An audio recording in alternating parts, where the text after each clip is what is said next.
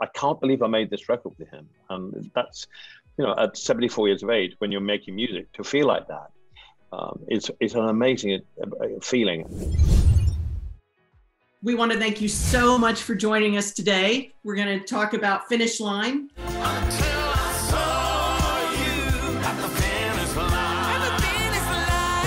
Which is your duet together on Elton's new album, The Lockdown Sessions. Stevie, I want to start with you. Okay. What did you think when you got the song, and how did you get the song? I heard the song, and I liked the song, and wanted to, you know, add some things to it. I felt I could maybe do a little something.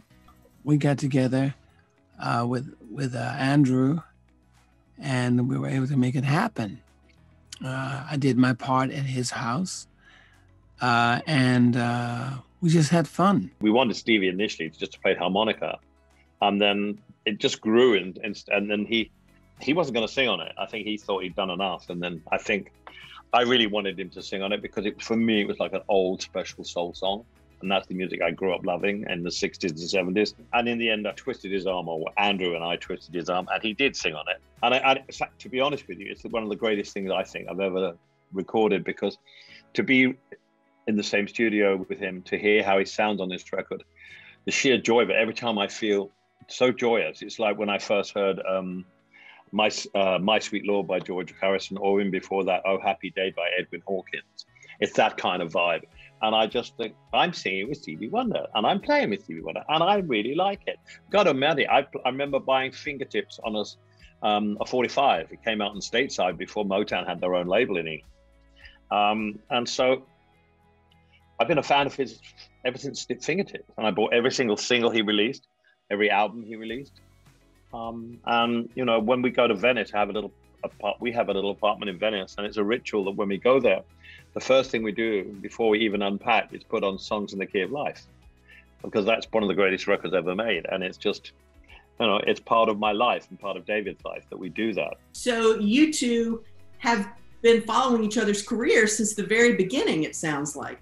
I was on the road, and I heard the song. There was a guitarist who was working with me at that time. His name was Greg Fall, and he turned me on to Elton's music. And so I remember coming to England a few times, wanting to meet him. It didn't happen, but ultimately it did. And we've been, you know, friends since then. I have much respect for him, and so it was my honor to be able to come and be a part of his musical celebration. Can both of you talk about playing piano together on this track? You have two of the most wonderful pianists in the world playing together. Well, I put the electric piano down part first because that's when I wrote it. And then Stevie came in and played the intro on an acoustic piano, played acoustic piano on top of my electric piano. And for me, that was one of the greatest honors I've ever had, the two of us playing piano on the same record. Because, I mean, Stevie, you know, you just got to watch him play. He's got a keyboard in front of him now. I told you he would, because he's always playing. He's always looking for a new chord. He's always looking for a new song.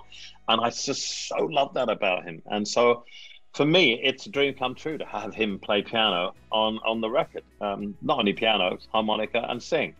So the piano part was unexpected. And when Andrew played me what he'd done, I went, geez, that's so good. He starts off da-da-da, da-da-da, and it's just a great intro.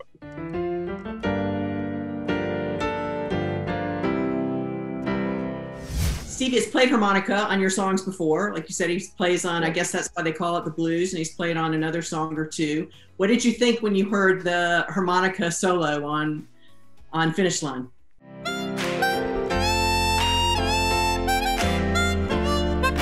When Stevie plays harmonica, you break into a smile, because Stevie's music and his soul is all about joy. He's a fighter for equal rights, but his music for me, it's all about love, joy. Isn't she lovely? All is a prime example. It just, for me, always feeds my soul with joy and beauty. And that's what this man is all about musically, and also personally as well. Let me say this about Elton, about music, about life. Where would the world be without music? honestly. Where would the world be without without the gift that we've been given to do music? It is such a blessing and honor, a pleasure to not only to be able to sing, to be able to play, to be able to write songs, to be able to do all that we do, and as well, along with all that greatness, to be able to meet good people along the way in this journey that we are on. I was thinking about my late brother Timothy. He used to love the song Benny and the Jets. And it's emotional when I think about different songs, because I can remember the moments. And I can remember my brother's smile and him singing this song. Hey, Steve, I'm got this bad song on Benny and the Jets. Oh yeah. So it's just, I remember all those different things, and they bring back great memories. If there's anything that's going to make a difference in the world, connected with love, is music, and we do it from our hearts. We do it from our experiences. And we share those emotions with you, the people. And hopefully from those experiences, you're able to get it, but not just say I get it or I got it, but really get it for real.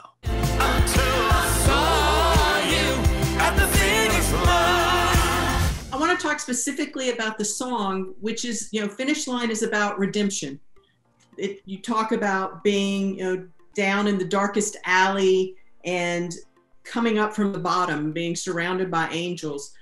What in the lyrics and the story appealed to both of you, since you didn't write the lyrics? The redemption story, I've been through so many down periods in my life. I've battled alcoholism and drugs, and I've been 31 years sober now. I've been through so many bad relationships. I'm now in a 28-year-old relationship. I have 2 beautiful children. Of course, I'm going to feel good by hearing this song, because I have had redemption, and I have now a wonderful life, and I lead a good life. And I've tried along the way to contribute to the errors of my ways by doing various things philanthropically and musically at the same time. But this song really makes me feel very proud of who I've become, proud of working with someone like Stevie. And just for me, it's everything I love about this kind of music from these kind of artists. It, for me, is just the fact that I'm on this record, playing, as I say, the straight man to him. How could you not feel joyous about it? How could you not feel happy? How could you not feel just moved by this whole thing? I mean, I never get tired of hearing this song. I can't believe I made this record with him. And that's, at 74 years of age, when you're making music, to feel like that, it's an amazing feeling. And it just shows you that you can still continue and write good songs, and you can break down more barriers by what you write and who you write with and you work with. So as you can understand and sound by the sound of my voice, I'm elated by this. I'm just so moved by the whole thing. I remember a teacher said to me, she says, Stevie, you got 3 strikes against you. I was okay. And she said, you're blind, you're black, and you're poor. I said, you forgot one, I'm bow-legged. But she was saying, you should just stop doing this music thing. When you get 19, if you want to quit school or whatever, but you need to just stop now, because you'll end up making potholders. Well, I know that wasn't going to happen.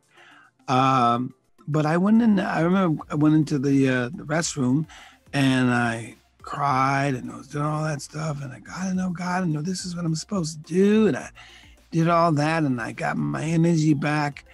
And then I told my mother the story when I got home, and she said, baby, you will never make no damn potholders. And I said, I know, Mom. When I had the accident in 73, where I was in a coma for some couple of weeks or whatever it was, I made it through. I just so much I'm thankful for. I'm thankful for Elton. Good to meet Elton. If we can make the world better, that's all it's about. We were given this gift for a reason. Let's do it to make the world better. And so as he talked in the song about, and we talk about the redemption and all that, the thing about it is this: we were down, and there are many people that are down. I mean, listen, the pandemic that we've been in, but at this point, I want to live for as long as I can to do God's blessing, God's work. Were you ever able to be face to face in the studio to record this?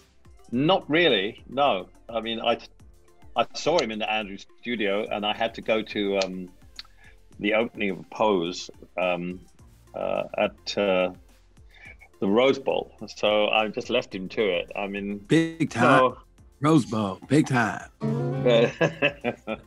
No, so we did things apart, but you know, the end result is something spectacular, in my opinion.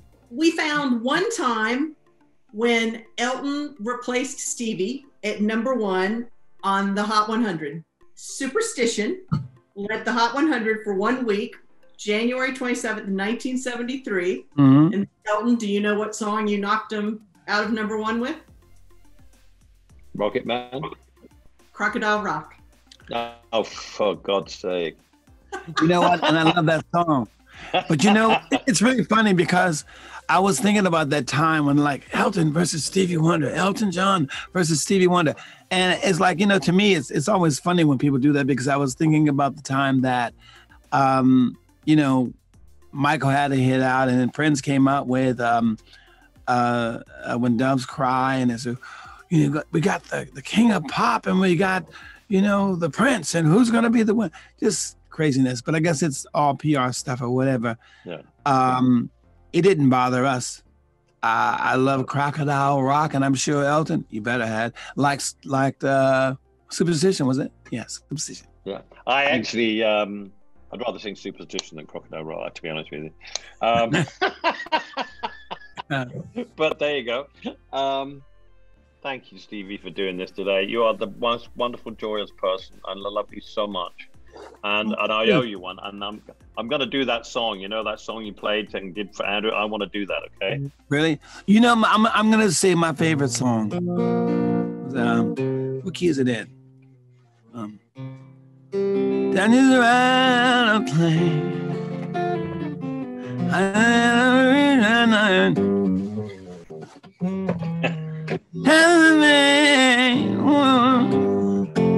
I can stand you waving the bar. What it look like, Daniel? Must be the clouds in my eyes. Is that right?